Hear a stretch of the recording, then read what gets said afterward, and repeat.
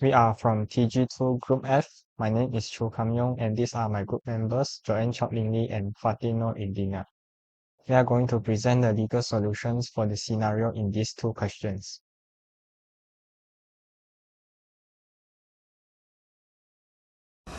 So the issue in this case is whether Oceanic Lines is liable for the loss of cargo caused by a fire below deck. So the fire originated from a container that was declared as metal parts, but in fact contained flammable solvents. Under the Hague-Bisbee rules, Article 3 requires the carrier to exercise due diligence to make the ship seaworthy. However, the Article 4 provides exceptions. Article 4, Rule 2b exempts the carrier from liability for fire unless it was caused by the carrier's fault. Article 4, Rule 6 further provides that if dangerous goods are shipped without the carrier's knowledge, the shipper is liable. This position is supported by the case of the Giannis and K, where the court held that liability for misdeclare dangerous goods lies with the ship. The container looked identical to the others, and there were no visible signs that it contained dangerous goods. Oceanic Lines carried out routine inspections and had no actual knowledge of the flammable solvents. The fire was directly caused by the misdeclared cargo, not by any negligence of the carrier. Therefore, Oceanic Lines can rely on the fire exception and the dangerous goods provision under the Hague-Bisbee rules. In conclusion, Oceanic Lines is unlikely to be held liable for the loss of cargo, so the fire resulted from dangerous goods that were wrongly declared by the shipper. As the result, the carrier is protected under Article 4 Rule 2b and Article 4 Rule 6, and liability falls on the shipper rather than Oceanic Lines.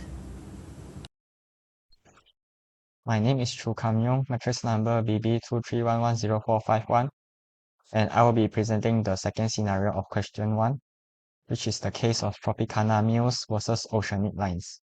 The facts are straightforward. Oceanic Lines carried a shipment of wheat but released it to the wrong party, a neighboring mill, without obtaining the original bill of lading. This happened because of a mistake by a terminal porter. The carrier, Oceanic Lines, is now refusing to pay.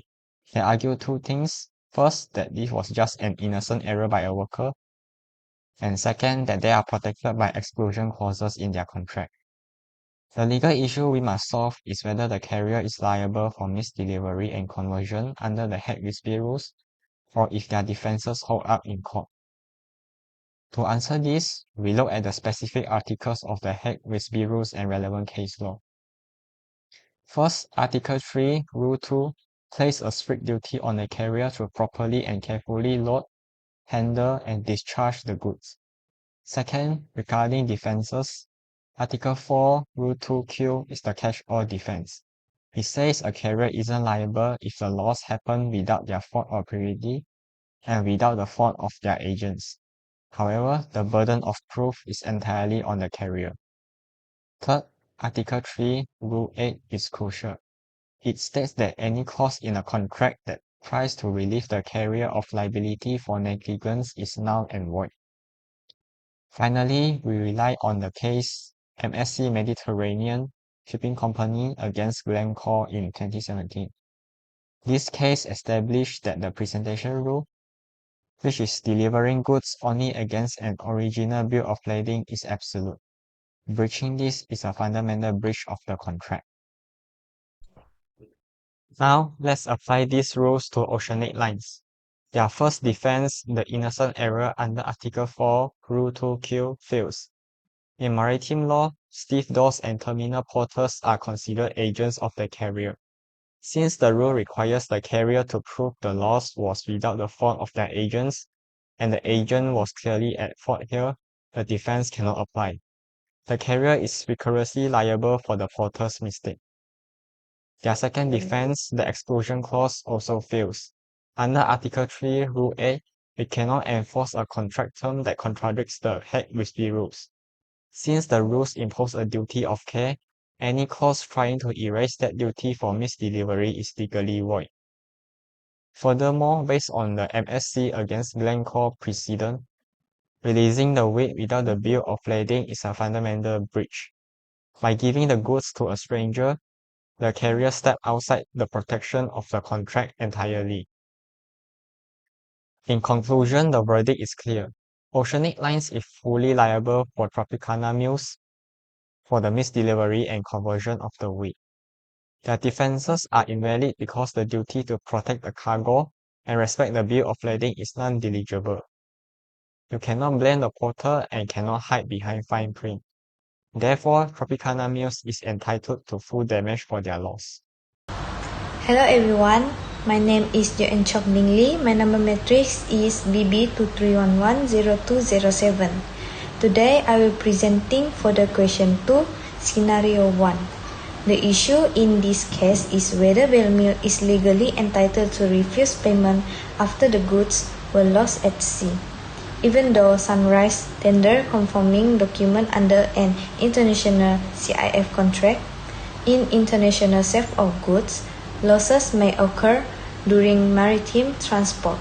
Buyer may believe that payment is not required if the goods do not arrive. However, international commercial law places importance on the transfer of risks and compliance with documentary obligation. Therefore, this issue must be analyzed under the CISG and internationally recognized CIF trade practice. The applicable legal framework is the United Nations Convention on Contracts for the International Sales of Goods, known as the CISG. The CISG governs international sales contracts between parties from contracting states. Article 67 of the CISG provided that risk passes to the buyer once the goods are handed over to the carrier for shipment. From that point, the buyer bears the risk during transportation. Article 66 further states that loss of goods after the transfer of risk does not release the buyer from the obligation to pay the price. Article 9 of the CISG recognizes internationally accepted trade usage, including CIF contracts. Under a CIF contract, the seller obligation is to tender a complete and conforming set of documents rather than guarantee physical delivery. This position is supported by the case of Mambre Sacharin Co. Limited and Corn Product Co. Limited 1919, where the court held that the buyer remained liable to pay upon tender of valid CIF documents, even though the goods were lost at sea. Next is for the application. In this scenario, Belmir entered into a CIF contract for the purchase of rice from Sunrise. Once the goods were shipped and handed to the carrier, the risk passed to Belmir in accordance with Article 67 of the CISG. Although the vessel sank during the voyage and the goods were lost, Sunrise later tendered a complete and conforming set of CIF documents to Belmir. Belmir refused to pay on the basis that the goods no longer exist.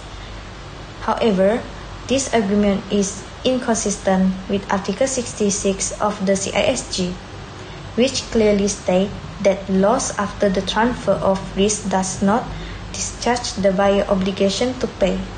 As in the Mambre Sacheri case, the decisive factor is proper documentary tender under the CIF contract, not the physical arrival of the goods.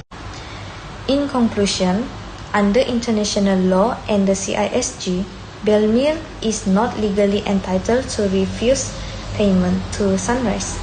The risk had already passed to the buyer at the same time of shipment.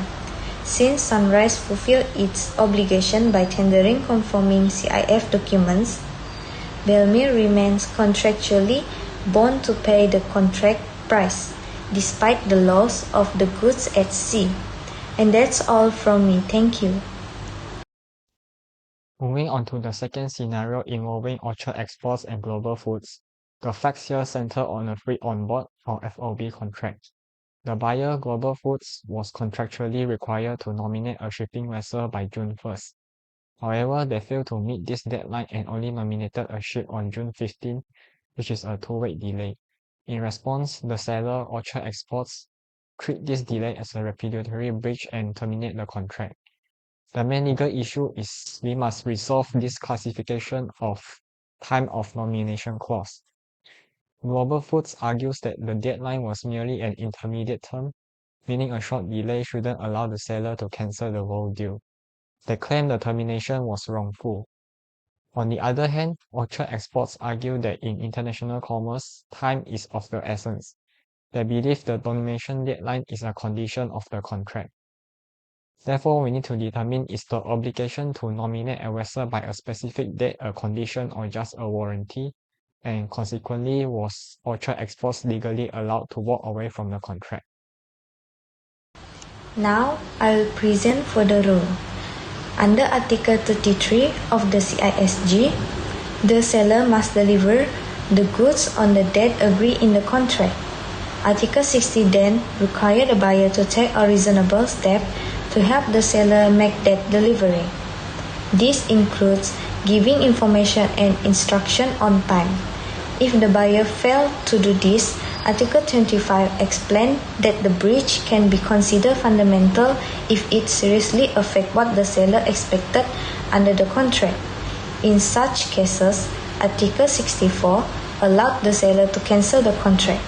Although FOB under Incoterms 2020 is not law, it is widely used in international trade. Under FOB terms, the buyer must nominate a vessel and give timely notice.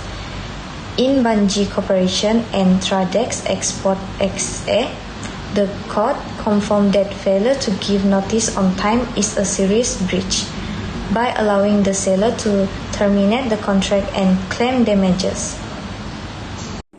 Under the FOB Incoterms 2020 contract, the buyer was required to nominate a vessel by 1 June. Vessel nomination is essential to enable delivery, and under CISG Article 60, the buyer must take all necessary steps to allow the seller to perform. The buyer's failure to nominate a vessel even by 15 June prevented delivery within the agreed time, engaging Article 33 in commodity contracts. Time is of the essence as confirmed in Bangi v. Tradex. This delay constitutes a fundamental breach under Article 25, substantially depriving the seller of its contractual expectations. The seller was therefore entitled to terminate under Article 64(1)(a), making the termination valid and the buyer's claim unlikely to succeed. In conclusion, Orchard Exports was legally entitled to terminate the contract. Global Foods' failure to nominate a vessel by the June 1st deadline constitutes a fundamental breach under Article 25 of the CISG, as it substantially deprived the seller of the commercial certainty they were entitled to expect.